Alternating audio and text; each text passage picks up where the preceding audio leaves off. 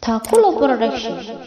Assalamu alaikum warahmatullahi ta'ala wabarakatuh. Asxaabta goor kasta joogtaan waxa idin leeyahay goor wanaagsan meel kasta joogtaan waan idinku salaamayaa salaanta islaamka assalaamu calaykum in ku soo dhawaada channelkeena Taakula Production channel maanta waxaan idin wadaagi doonaa ama idin soo gudbin doonaa xadiis عن أنس بن مالك رضي الله عنه قال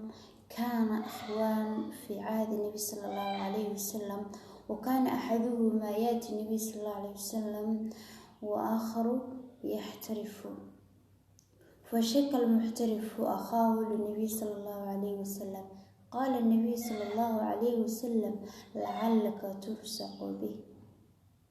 نفرك حديثك وحكشكين يوحلي اللبو ولا لا أي وحي هايين waxay noolaayeen ahdigii iyo xilligii iyo sawinkii nabiga uu noolaa sallallahu alayhi wasallam mid kamid ah walaalihii wuxuu ahaa mid xoogsade oo shaqaysta oo muruqiisa ku shaqaysta kan kalena wuxuu ahaa mid aan xoogsan oo cuna hantida uu soo shaqeeyo walaalkii kadib kii xoogsanaya ayaa walaalkii u yimi oo ugu dacwooday nabiga oo yidhi sidaas ayuu sameeyaa ama ma shaqaystay xoolahayga ayuu ku nool yahay nabigu wuxuu yiri iskada waxa laga yaabaa in isaga dartiisa ama laftigiisa lagu irsaaqo siinta aad siinaysid walaalka ama aad qoodinaysid isla xadiiska waxaynu ka faa'iideynaa ama aynu ka dheefanaa ama uga dayanaa waxay tahay in haddii aad shaqaysatid oo aad xoogsatid oo aad wuxuun ay ku soo galaan aad muruqaaga ku shaqaysatid isla kalkaana aad dadka taakulaysid dadka waxsiisid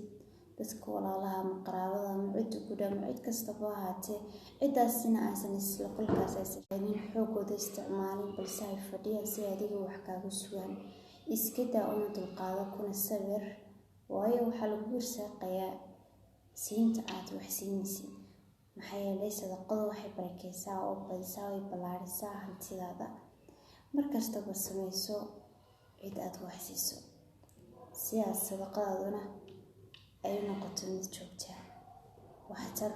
dadka wax u baahan dadka walaalahaya dadka qaraabadaada jiita qaraabadaada si cimriga ku dheeraado si xoolaha barkoobana wax samaysa sadaqada baday intaas ku geey fiidiyogeena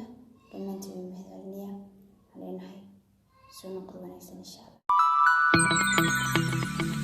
Taakula Production.